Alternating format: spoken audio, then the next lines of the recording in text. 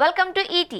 ఇప్పుడంటే తెలుగు సినిమా స్థాయి విపరీతంగా పెరిగి మిగిలిన భాషలకు చెందిన వాళ్ళంతా టాలీవుడ్ వైపు చూస్తున్నారు. కానీ ఒకప్పుడు తెలుగు సినిమాను మిగిలిన వారంతా ఎంతో చులకనగా చూసేవాళ్లనే సంగతి ప్రత్యేకంగా చెప్పక్కర్లేదు.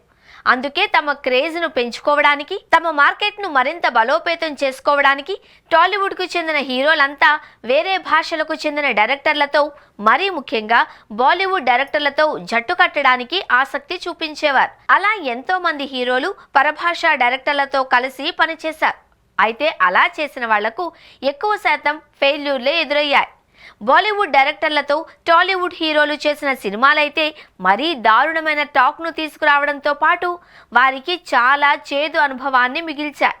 గతంలో రామ్ చరణ్ బాలీవుడ్ ఎంట్రీ ఇస్తూ అక్కడి డైరెక్టర్తో జంజీర్ తీగా అది డిజాస్టర్ అయిన విషయం తెలిసింది. ఆ తర్వాత పాన్ ఇండియా స్టార్ ప్రభాస్, ఓం రావుత్ దర్శకత్వంలో ఆదిపురుష్ చేస్తే అది కూడా ఆశించిన ఫలితాన్ని ఇవ్వలేకపోయింది. ఇక ఇప్పుడు తాజాగా వార్ 2 సినిమాతో ఎన్టీఆర్కు కూడా అదే పరిస్థితి ఎదురైంది. అయాన్ ముఖర్జీని మరీ ఎక్కువగా నమ్మేసి తారక్ వార్ 2తో ఎవరూ ఊహించని షాక్ను ఎదుర్కొన్నారు. అయితే ఈ విషయంలో టాలీవుడ్లో ఓ ఇద్దరు హీరోల ముందు చూపును మాత్రం మెచ్చుకోవాల్సిందే.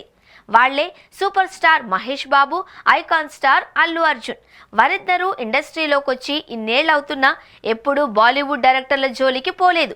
కనీసం మహేష్ బాబు వేరే భాషకు చెందిన డైరెక్టర్తో అయినా సినిమాలు చేశారేమో, కానీ బన్నీ మాత్రం అది కూడా చేయలేదు. మధ్యలో బాలీవుడ్ డైరెక్టర్లు చెప్పిన కథలు విన్నప్పటికీ వారిని గుడ్డిగా నమ్మేసి ముందడుగు మాత్రం వేయలేదు.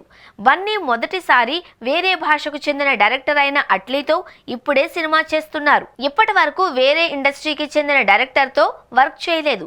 ఓవైపు ప్రభాస్, రామ్ చరణ్, ఎన్టీఆర్ బాలీవుడ్కు వెళ్లి ఎదురు దెబ్బలు తింటే, మహేష్, బన్నీ మాత్రం సౌత్ ఈజ్ బెస్ట్ అనే ఫార్ములాను ఫాలో అవుతూ తమ కెరీర్లో ముందుకు సాగుతున్నారు.